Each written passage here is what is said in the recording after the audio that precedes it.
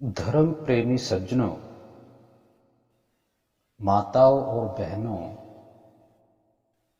आज हम विष्णु पुराण कथा में यह जानने का प्रयत्न करेंगे कि यह जो ब्रह्मांड है, ये जो बुलबुला है जिसके भीतर हमारा जीवन चल रहा है, ये कैसे बना है या किसी ने बनाया है। वैज्ञानिक कहते हैं कि हर चीज अपने आप बनी, लेकिन मैं आपको प्रमाणों सहित बताऊंगा कि यह जो बुलबुला है ये अपने आप बन ही नहीं सकता, इसको बनाया जाता है। किस तरह से बनाया गया है इसका वर्णन हम बाद में करेंगे। सबसे पहले हम यह देखते हैं कि जो वैज्ञानिक हैं वो इसके बनने की प्रक्रिया को किस तरह से बताते हैं।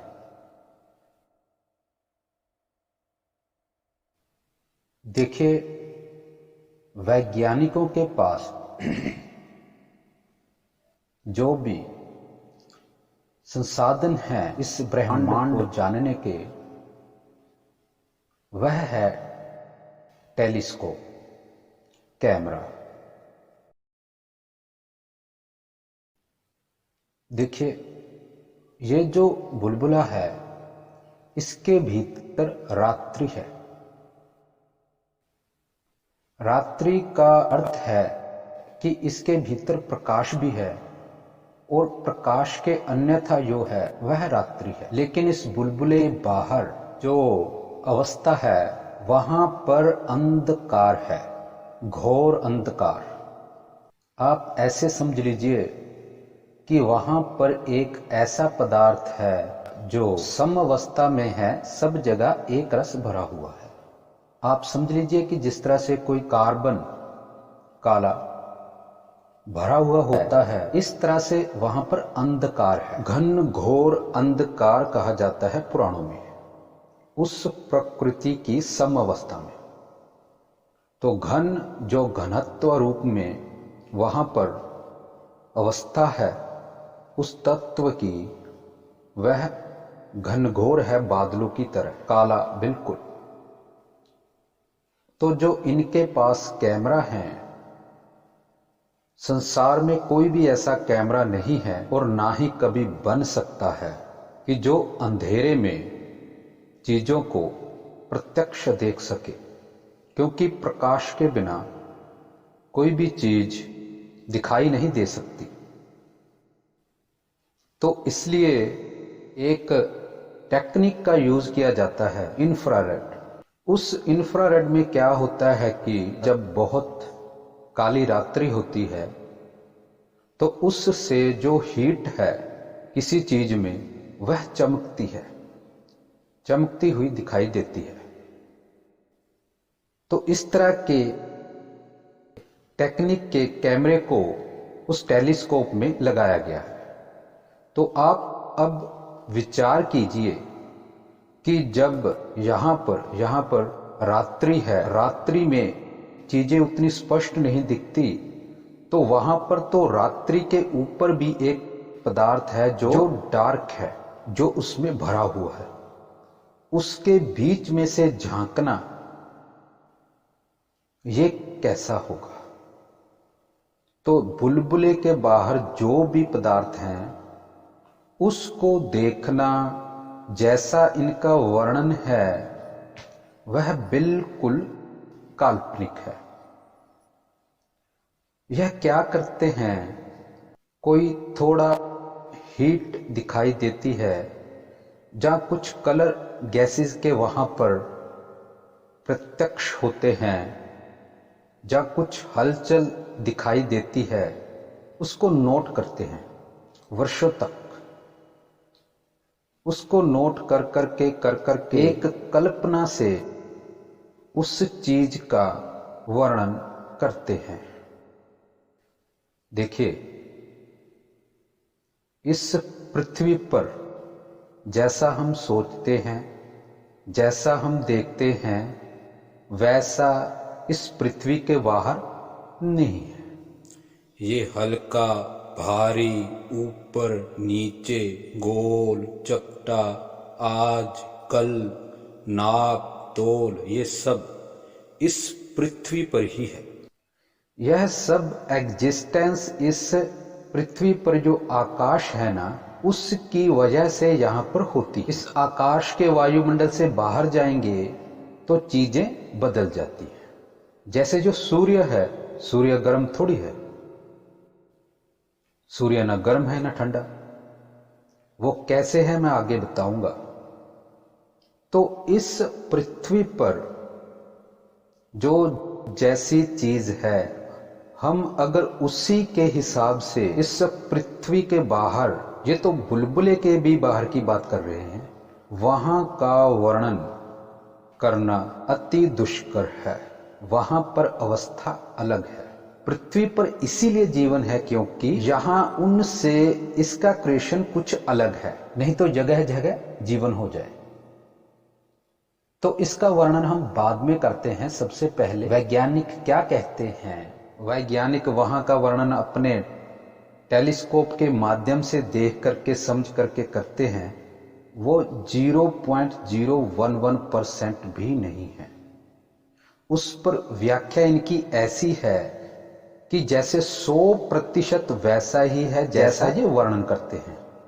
10% तो पृथ्वी और जो पृथ्वी के इर्द गिर्द ये जो ग्रह है ना, उनका भी वर्णन नहीं इनको पता, नहीं जानते। मैं आगे बताऊंगा कैसे नहीं जानते। मंगल पर पानी की जो खोज हो रही है वो नहीं मिलेगा। इनका पैसा हम बचा देंगे, वर्णन कर देंगे कि सूर्य कैसा है, ग्रह कैसे हैं, इसका वर्णन हम कर देंगे। तो ये इनका कहना है इस बुलबुले के बारे में कि 14 तारे, 15 बड़े जो दैत्य रूप तारे थे, उनमें एक्सप्लोजन हुआ। एक्सप्लोजन से जो उनकी इधर बाहर की ओर की जो गैस थी, वो तो बाहर की ओर चल करके कहीं विलुप्त हो गई। लेकिन जो उन 15 तारों के अंदर की, जैसा बुलबुले का आकार है, वैसे ही उसी जगह पर इन्होंने 15 तारे फोड़े हैं। जो 15 तारों के अंदर की गैस थी वो अंदर ही अंदर इस तरह से इकट्ठी हो गई और एक बुलबुला बन गया। देखिए भाई, वहां पर प्रकृति की सम अवस्था है। सम अवस्था में ऐसी गोल चीज एग्जिस्ट नहीं करती।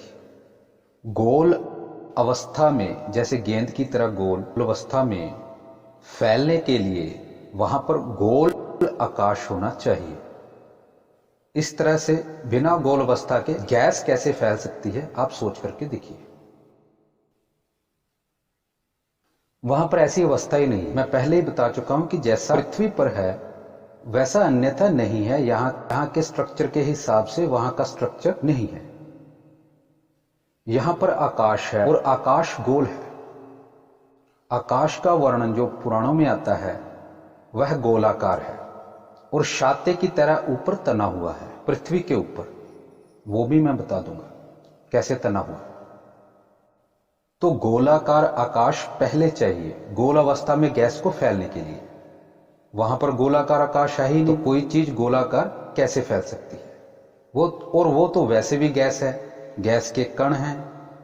चलो मान लेते हैं बना, तो फिर डार्क मैटर कहां गया? क्योंकि डार्क मैटर में ही वो फूटा। डार्क मैटर तो हटना ही नहीं चाहिए क्योंकि वो आणविक अवस्था है ही नहीं। आणविक अवस्था से आणविक अवस्था हट जाए तो हम मान भी लेंगे 1 मिनट के लिए, लेकिन डार्क मैटर तो आणविक अवस्था ही नहीं है। तो वो उन गैसेस से कैसे वहां से हट गया? इस बुलबुले के भीतर डार्क मैटर नहीं है, हो भी नहीं सकता।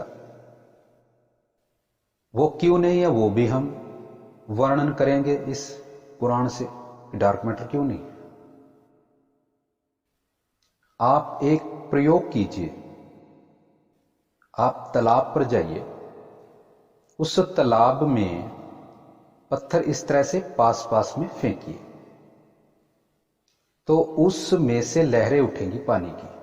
तो वो लहरें जब एक दूसरी लहरों से टकराएंगी तो पहले तो लहर ऊपर को उठेगी, फिर एक दूसरे के भीतर में इस तरह से फैल जाएगी, तो वह लहरें एक दूसरे को तोड़ती हुई चली जाएगी। अगर यही प्रक्रिया समुद्र में हो, बहुत बड़ा पत्थर फेंका जाए तो बहुत बड़ी लहरें उठेंगी, वो लहरें आपस में टकराएंगी तो कितना बड़ी हलचल मचेगी। तो ये तो बहुत बड़ा बुलबुला है, महासमुद्र है। ये बुलबुला जो है ये महासमुद्र। अब इस बुलबुले के लिए जो एक्सप्लोजन हुआ, उसमें जब गैस एक दूसरी लहर में टकराई तो इनके बीच में तो एक बहुत बड़ी लहर उठनी चाहिए इस बुलबुले के भीतर, यहां पर आकर के उनकी गैसेस टकराई, तो उसमें वो लहरें इस तरह से बनी हुई दिखनी चाहिए, लेकिन ऐसा तो कुछ है ही नहीं। यह एक रस है, ये सारा तो एक रस है। और अब जो ये कहते हैं कि ये बुलबुला तो बहुत बाद में बना, सूर्य इससे पुराना है। देखिए, यह ब्रह्मांड के बनने की टाइमिंग, तारों के बनने की टाइमिंग इनके पास वैसे ही काल्पनिक है जैसे बिग बैंग की टाइमिंग, जो कि हुआ ही नहीं। इनको जब काल का पता ही नहीं है कि वह क्या है, तो तारों के बनने की गणना ये कहां से कर पाएंगे। काल क्या है उसका वर्णन भी हम करेंगे। अच्छा, ये कहते हैं कि सौर मंडल घूमते हुए इस बबल के भीतर आ गया। भाई साहब, ये गैलेक्सी एक डिस्क के समान है, इस पर तारे नहीं घूमते, उन्हें घुमाया जाता है, वो भी एक समान गति पर। क्योंकि यदि एक समान नहीं घूमेंगे फिर तो सब आपस में टकराकर सारी गैलेक्सी ही नष्ट हो जाएगी। तो जब सब एक समान गति पर घूम रहे हैं, फिर कोई किसी में घुस ही नहीं सकता।